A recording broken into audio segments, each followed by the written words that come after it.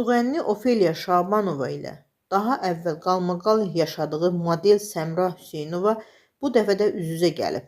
Sferas xəbər verir ki, görüş zamanı tərəflər arasında yaranan gərginlik diqqətdən qaçmayıb.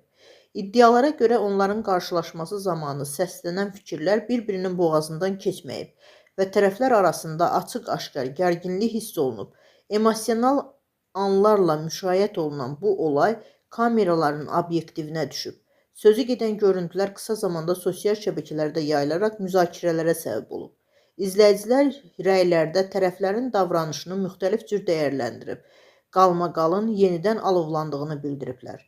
Qeyd edək ki, Ofeliya Şabanova ilə Səmra Hüseynova arasında yaşanan əvvəlki qalmaqal da bir müddət mediada gündəm olmuşdu.